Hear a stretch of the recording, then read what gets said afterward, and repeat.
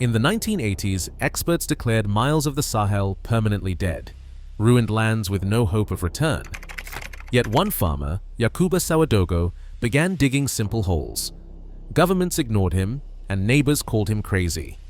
4 decades later, a barren dust bowl became a biodiversity hotspot, 40 hectares in size, with over 60 tree species and water tables rising by up to 17 meters, all without outside funding. So why did a zero-cost African technique succeed where entire institutions failed? The answer begins with the soil everyone else abandoned. Across the northern reaches of Burkina Faso, the land once stretched out like a warning, bare, cracked, and silent. The Sahel's soil had hardened into a crust so dense that rainwater simply bounced off, running away in muddy streams instead of sinking in. This layer, known locally as zippeles, locked out life. Roots could not penetrate, seeds failed to sprout, even the most persistent grasses surrendered. For generations, families relied on these fields. By the early 1980s, year after year of drought had stripped away hope. Wells ran dry, livestock starved. Each failed harvest sent more villagers packing, leaving behind abandoned compounds and empty granaries. Agricultural experts surveyed the devastation and delivered a final verdict. Scientific reports labeled the region permanently degraded. Maps were redrawn to show a new boundary where farmland ended and desert began. Government projects arrived with heavy machinery and imported seedlings, but nothing took root. The crusted earth rejected every intervention. Costs soared, results vanished. As the exodus continued, the Sahel became a graveyard of broken promises. Children grew up watching their elders pack up what little they had left. By 1985, some villages lost half their population in a single season. Even the most optimistic officials began to speak of the desert as inevitable. It was a slow-motion collapse, not just of fields, but of communities, traditions, and futures. Yet not everyone accepted this fate. In the midst of this crisis, a handful of farmers refused to turn their backs on the land. They saw something the experts had missed, a stubborn potential beneath the crust. Where others saw only failure, these farmers saw a challenge. They began to search for answers not in distant laboratories, but in the memory of their ancestors and the patterns of the land itself. The story of the Sahel's recovery would not begin with grand plans or imported technology. It would start with a simple act, digging into the very soil that everyone else had given up on. Yakuba Sawadogo stepped into the abandoned fields with nothing but a hoe and a memory of how his ancestors once farmed. He did not just repeat the old ways, he refined them, measuring out each pit with careful intention. Where the traditional Zai pits had been small and shallow, he enlarged them, carving holes 20 to 30 centimeters wide and just as deep. Each pit was spaced in a precise grid across the hard pan, a pattern designed to catch every drop of rain. The grid was more than neatness, it was strategy. In a place where water ran off as quickly as it arrived, these pits slowed the rush, forcing the rain to linger and to soak in. But size and placement were only the beginning. Before the first clouds gathered, Yakuba filled each pit with a scoop of compost and manure, organic matter collected from livestock and kitchen scraps. He worked ahead of the rains, knowing the time was short. This addition was not simply about feeding crops, it was about laying the groundwork for something bigger, a living soil, rich and receptive. The organic matter would break down slowly, releasing nutrients just as the seeds needed them most. No machinery, no imported chemicals, just a hoe, a shovel, and the rhythms of the seasons. Yakuba's hands shaped the land one pit at a time, each one a small act of defiance against the verdict of permanent loss.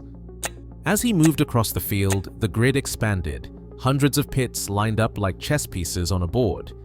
Each one was a promise that the land could be coaxed back to life if given the right chance. Timing mattered. The manure and compost needed to settle before the rains came, allowing the first drops to seep through the organic layer and into the soil below. By concentrating fertility and moisture in these small pockets, Yakuba created microenvironments where seeds could survive the harshest spells. Over time, these pits became more than holes.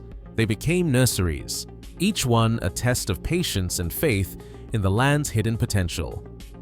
The simplicity of the method was its strength. Anyone could pick up a hoe and start, no matter how poor the soil or how long it had lain barren. Yakuba's precision turned a forgotten technique into a powerful remedy, one pit at a time. Termites and ants, so often dismissed as pests, became the unexpected workforce behind the Sahel's recovery. When Yakuba filled each zai pit with manure and compost, he was not just feeding future crops, he was sending out an invitation. Beneath the surface, millions of insects responded. Drawn by the scent of decomposing organics, termites and ants tunneled through the hardened crust, weaving a network of passageways invisible to the human eye. Each tunnel acted as a highway for water, allowing rain to seep deep below the surface instead of running away. Where machinery failed to break the hard-pan crust, insect mandibles succeeded, working tirelessly day and night, season after season. As they burrowed, these creatures did more than just move soil. Their constant activity loosened the ground, breaking up compaction and creating pockets of air. These spaces, macropories, became reservoirs for moisture, holding water where roots could reach it even in the hottest, driest months. With each trip back and forth, termites and ants carried bits of organic matter down into the earth, speeding up decomposition. Nutrients were released right at root level, precisely where young seedlings needed them most. This underground labor force required no wages, no supervision, and no rest. Every zai pit became a micro-factory, with insects processing manure into plant-ready nutrients and transforming sterile dust into living soil.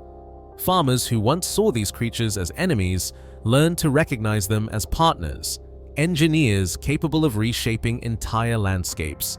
The difference was visible. In fields where chemicals and tractors had failed, pits teeming with insect life grew green while everything around them stayed brown. The partnership extended beyond the pits themselves. As insects moved between holes, they connected patches of improved soil, building a web of fertility across the field. Over years, this process did not just support crops, it rebuilt the foundation of the ecosystem.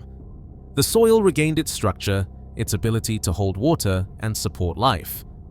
In a region where every drop of rain mattered, these tiny workers made the difference between survival and abandonment. The success of zai was not just about digging holes, it was about recruiting an army of silent workers, harnessing the power of the smallest creatures to revive a landscape everyone else had written off. Stone bunds, built by hand from rocks gathered in the fields, form the backbone of water management across the Sahel's slopes.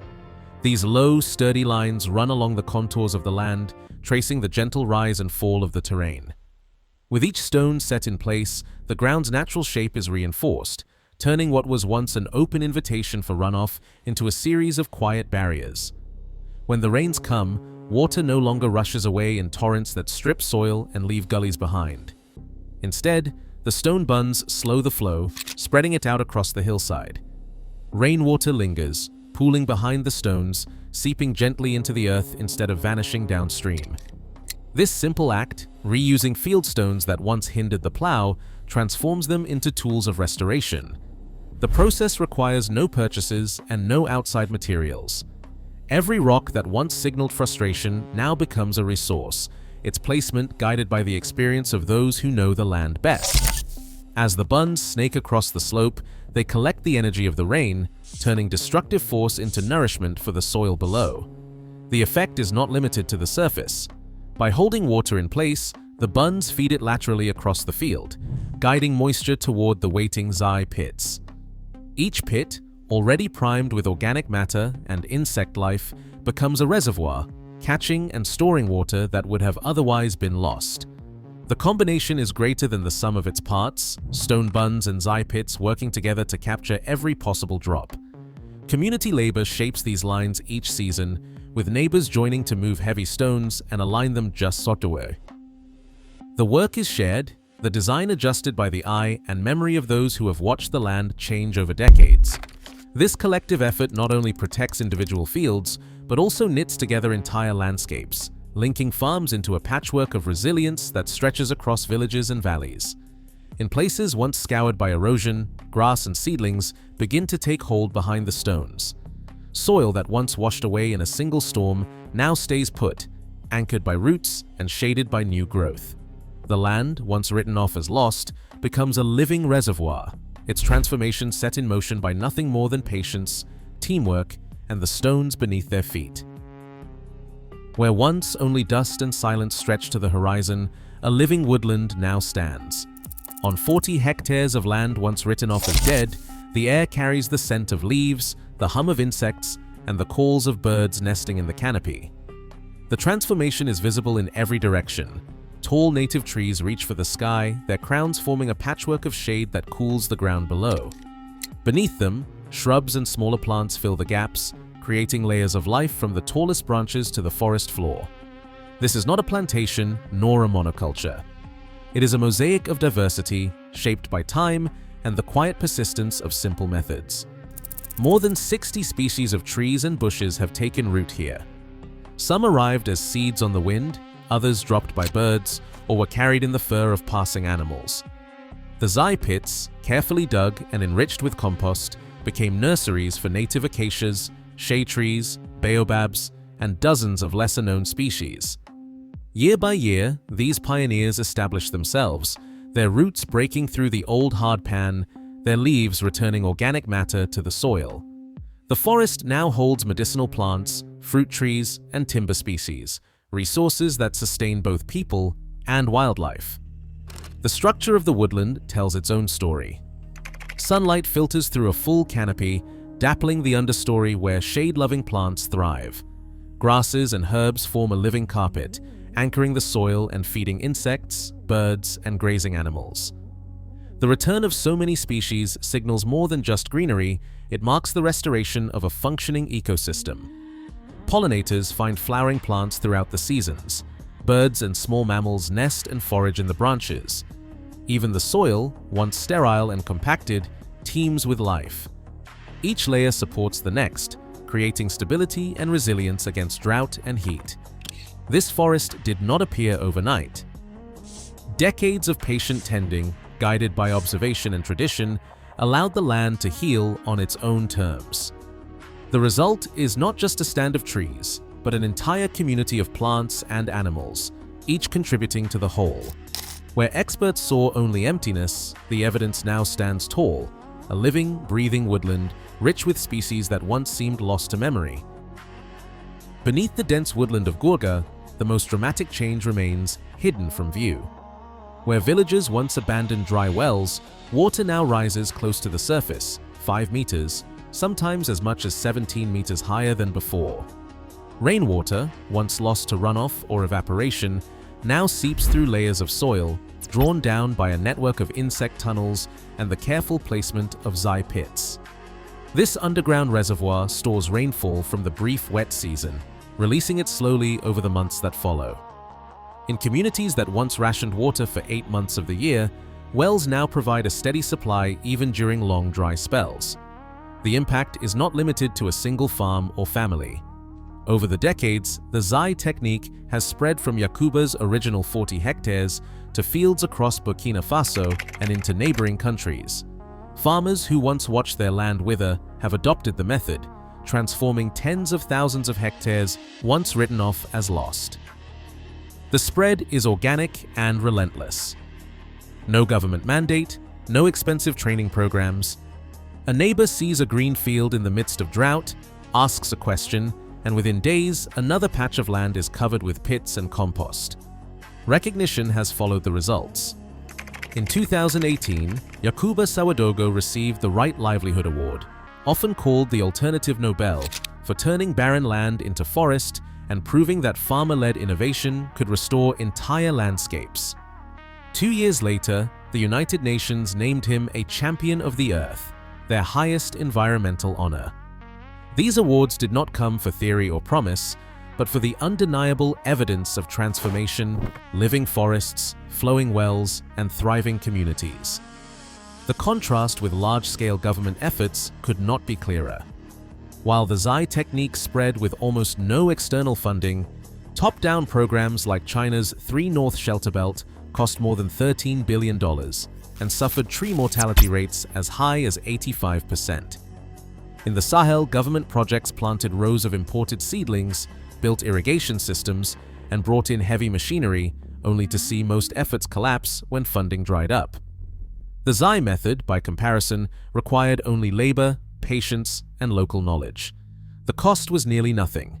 The results were forests, water, and food security where experts had given up hope. Today, Yakuba's son Lukman carries on the work, expanding the forest and training a new generation of farmers. Scientific teams continue to document the outcomes, and regional authorities now encourage adoption of Zai and stone buns as official policy. The global verdict is clear: the simplest methods, rooted in tradition and observation, can achieve what billions in spending and decades of planning could not. In the Sahel, the invisible recovery beneath the ground is the foundation for everything that grows above it. Across the Sahel, millions of hectares remain at risk, yet zero-cost farmer techniques now restore land faster than billion-dollar interventions. As global drought expands, this matters more than ever. Forests can return, water tables can rise, and biodiversity can thrive, even on land once called hopeless. The world's next restoration breakthrough might start with a single shovel and trust in nature. Share this story. Someone you know may hold the next solution.